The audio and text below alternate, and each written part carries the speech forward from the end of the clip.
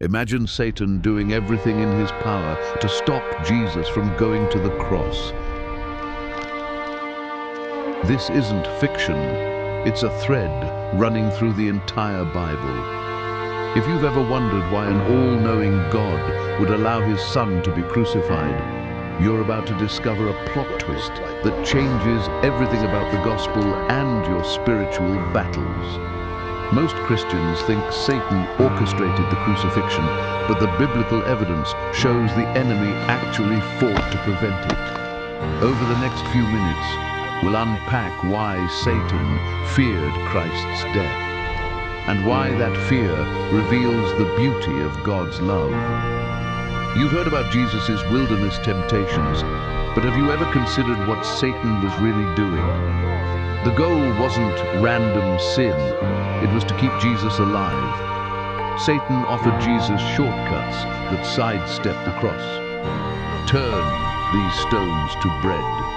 Skip hunger and suffering. Throw yourself down from the temple.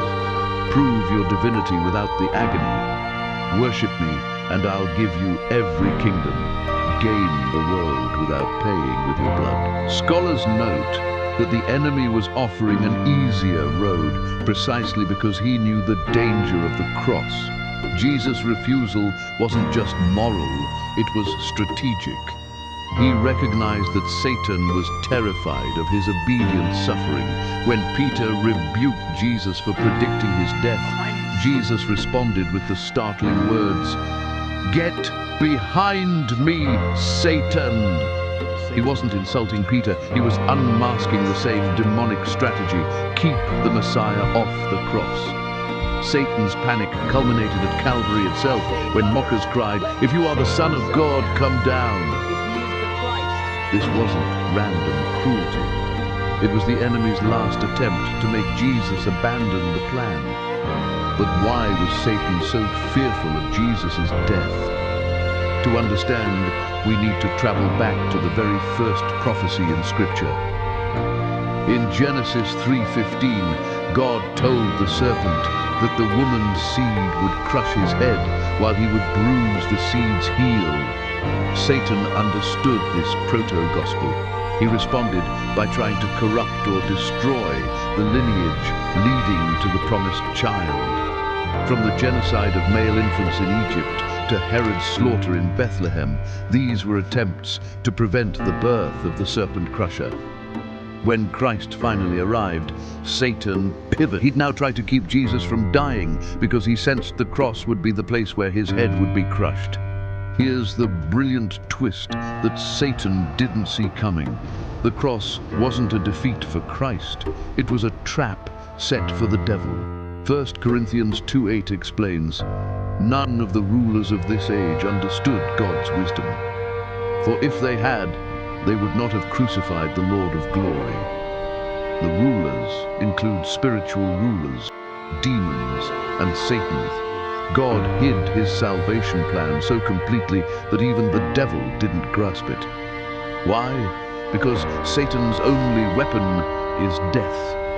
Hebrews 2:14 says, "Jesus became human so that by his death he might break the power of him who holds the power of death, that is, the devil." How does death defeat death? The devil's power isn't that he literally owns the keys to the afterlife. Rather, he enslaves people through sin and the fear of death. Jesus took on flesh, lived without sin, and then voluntarily died. By doing so, he entered our mortal prison and blew it apart from within.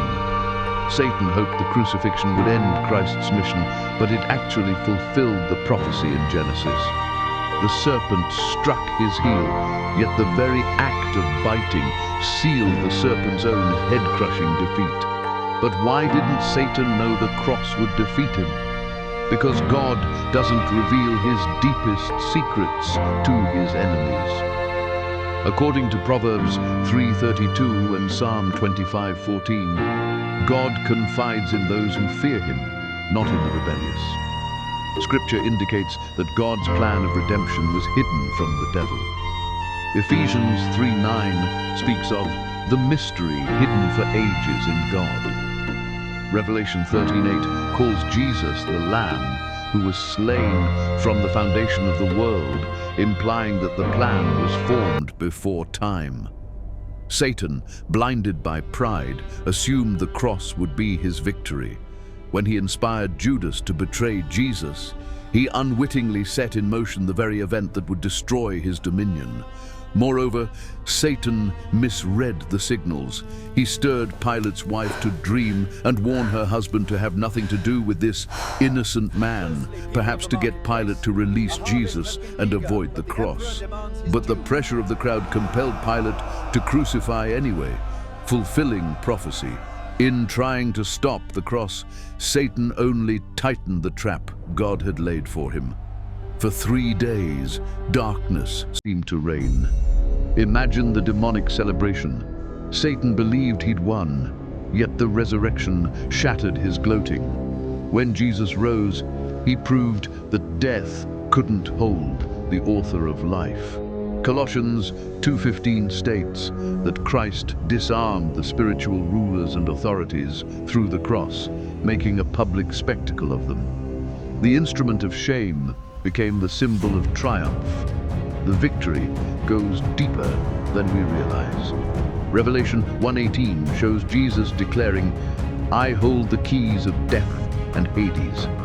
That means he is now the only authority over death, and he has stripped Satan of his power.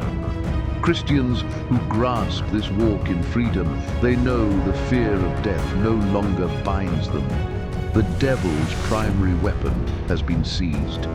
Romans 5:8 reminds us that God's love is proven precisely because Christ died for us while we were still sinners.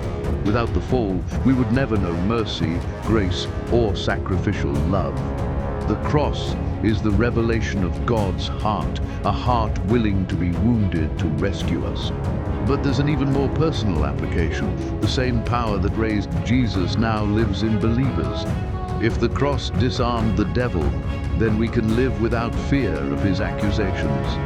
Hebrews 4:15 tells us we have a high priest who sympathizes with our weaknesses. He invites us to approach the throne of grace with confidence. Understanding this transforms prayer. You don't beg a reluctant deity. You claim promises based on a victory already won. So why did God create a world where Satan could rebel and humans could fall? Because love must be free. The fall wasn't a glitch. It was the stage on which the greatest display of love would unfold. God allowed sin so he could show mercy. He allowed rebellion so he could reveal grace.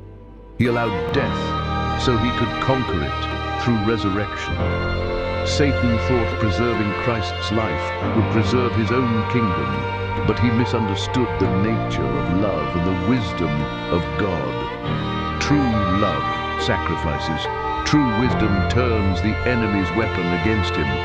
The cross wasn't God's backup plan. It was plan A from before time. Now you know why Satan never wanted Jesus to die. Because Jesus' death was Satan's defeat. You can carry this truth into your own battles. Whatever fear, accusation, or temptation you face, the cross speaks a louder word: finished. There's a prayer strategy Jesus taught that directly taps into this victory, and most believers have never learned it. Watch our next video where we unpack that prayer based on Christ's triumph to transform your spiritual warfare.